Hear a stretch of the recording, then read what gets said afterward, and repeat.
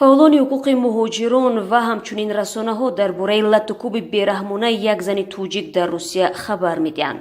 Қазияи Хафизахон Бутаеваро рӯзи 8 март Каримҷон Ёров, якумии ҳуқуқи муҳоҷирони туҷик дар Москав расонаӣ кард.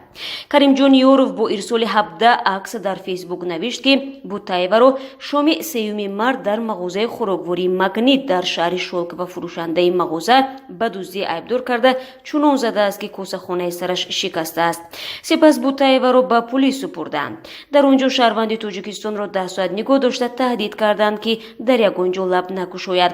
Хафизахон Бутаева ба дӯцитонии ноҳияи Шолково шикоят бурдааст, вале кормандони пулис ӯро аз дӯцитонӣ рабуда рост ба додгоҳ бурданд ва додгоҳ ҳам зуд ҳукми ихроҷи ӯро аз Русия содир кардааст.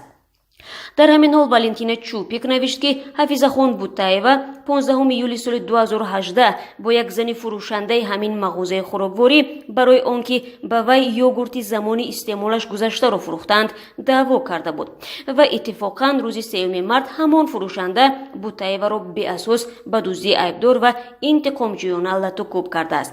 Ба навиштаи Чупик, ин фурӯшанда баъди ҷанҷоли аввал ба писари 9-солаи Бутаева таҳдид карда будааст, ки агар як бори дигар дар ин мағоза пайдо шаванд, дасту пояшонро мешиканад ва касе ӯро чизе нахоҳад гуфт, чунки шавҳараш дар мақомоти ҳифзи ҳуқуқ кор мекунад.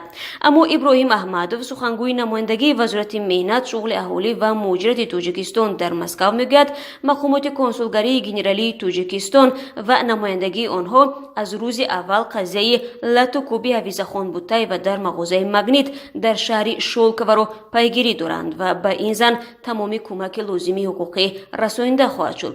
Иброҳим Аҳмадов мегӯяд, алҳол шаҳрванд дар беморхона табобат мегирад.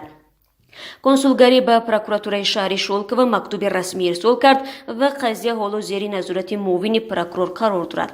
Баррасии аризаи Бутаева дар прокуратура шурӯъ шудааст. Иброҳим Аҳмадов ҳамчунин гуфт, ки мақомоти консулгарӣ ва намояндагӣ ба масъалаи ҳукми ихроҷи ин шаҳрванди Тоҷикистон низ машғул ҳастанд ва ба ӯ дар ин масъала низ кӯмак хоҳанд расонд.